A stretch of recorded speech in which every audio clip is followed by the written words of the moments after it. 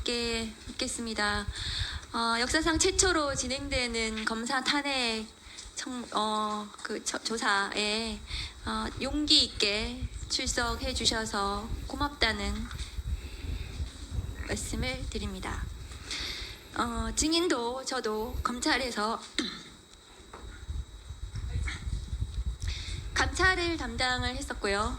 검찰은 제19 감싸기가 극도로 계속해서 진행이 되던 조직이었고, 김학의 동영상이 나와도 김학의가 아니다라고 말했던 조직이기 때문에 이 검사에 대해서 지난 5월에 대대적으로 보도가 되었음에도 불구하고 검찰 내부에서 아무도 진상조사를 하거나 감찰이 진행이 되지 않았습니다.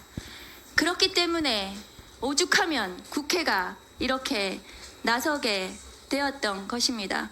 그리고 아까도 말씀드렸다시피 그 내용은 이것이 인정이 될 경우에는 파면에 이를 정도로 중대한 비위에 해당을 합니다. 그리고 위증 교사를 당했다는 증인의 직접 녹취가 나온 상태입니다. 그 증인이 어떻게 허언증일까요? 왜 윤석열 검찰에 유리한 윤석열 검찰과 이해를 같이 하는 사람들은 이종호도 허언증이고 장시호도 허언증입니까? 모두가 그렇게 허언증입니까? 임은정 증인께 묻겠습니다. 검사 인사 규정을 좀 올려주시죠. 검사의 인사 규정을 보시면 검사는 수도권과 지방을 교류하도록 검사를 전보시키도록 규정되어 있습니다. 증인과 김영철 검사의 프로필을 올려주십시오. 보시면 증인 한번 보세요. 김영철 지금 조사 대상인 증인 검사와 증인의 이 인사 과정을 보시면 어떻습니까? 친윤 검사들은 지금 어디도 지방에 근무를 하지 않습니다. 지금 증인과 비슷한 시기에 그 검사로 임관을 했고, 그리고 증인은 내부 고발자로서 핍박을 받았긴 했지만 전국의 많은 검사들이 저렇게 지방을 다닙니다. 증인을 포함해서요. 그런데 김영철 검사의 프로필 한번 보십시오. 증인은 이거에 대해서 어떻게 생각하십니까?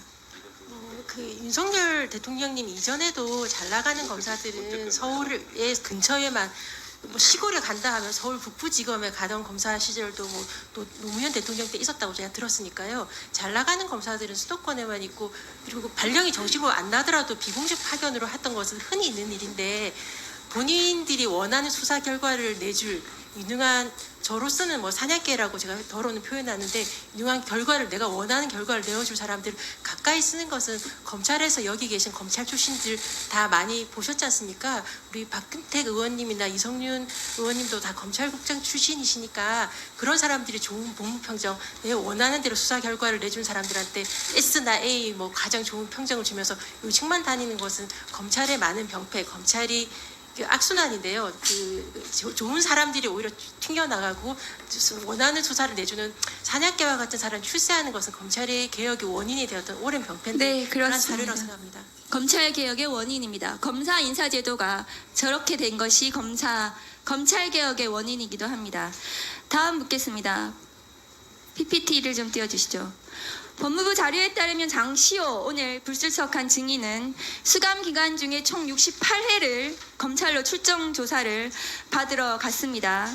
그런데 68회의 출정 조사 중에 제대로 조사를 한 것이 몇 회인지 알 수가 없습니다. 그런데 증인께서도 한명숙 모해위증 사건에서 수용자에 대한 이 조사와 관련해서 파악을 하셨기 때문에 이것이 익숙하실 겁니다. 이 장시호 증인이 수감 기간 중에 조사를 받기 위해서 검찰에 출정을 했지만 조사를 제대로 받지 않고 사적인 편의 제공을 받았던 것이 아닌지, 증언 연습이라도 한 것이 아닌지 의심되는 것은 너무 당연한 일 아닙니까? 네, 그렇습니다. 제가 뭐 신흥석 지금 서울 남부지검 검사장으로 알고 있는데요. 그분에서 2010년 12월 음성 녹음되어 있던 걸 제가 그때 감찰 조사하면 직접 들었었는데, 한만호 씨가 법정에서 사실은 그 한명숙한테 돈을 주지 않았고 검찰에서 뭐 회유가 있었다라는 거 증언을 했을 때 구치소에 찾아가서 내가 협박했냐 이런 것에 대해서 증거를 남기시려고 본인이 직접 녹음하셨었는데, 하는 과정에서 했던 말씀이 제가 정성이 부족하여서 한만호 사장님께서 마음을 바꾸신 것 같다고 안타까워하더라고요. 그러니까 수시로 불러내어서 편의점 가족을 만나게 한다거나 아니면 마음이 좀 많이 울적하시면 특급 그 간식이죠. 초밥 같은 걸 준다거나 순대 떡볶이를 주면서 정성을 다했는데 왜 그렇게 변심하셨는지 신흥석 검사장이 한탄하는 것을 제가 음성을 들었었으니까요. 그런 식으로 회유하거나 경우에 따라서 협박, 예컨대 제보자 H라고 하는 한모 씨 경우에는 협조를 검찰에서 어미준 검사가 협조를 안 하니까 가족관계 증명서를 먼저 확인해서 가족관계 주민등록 등초본 확인해서 가족관계를 확인한다고 가족을 불러서 협박을 했다는 것이 그런 뭐 공문으로도 확인된 부분이니까요. 네, 김영철 검사는 이 장시호 씨가 법정 구속된 12월 6일 당일날부터 증언을 한 12월 11일까지 그 출정 기록이 없기 때문에 증언 연습을 시킨 적이 없다고 얘기를 하는데, 지금 다음 걸 보시면은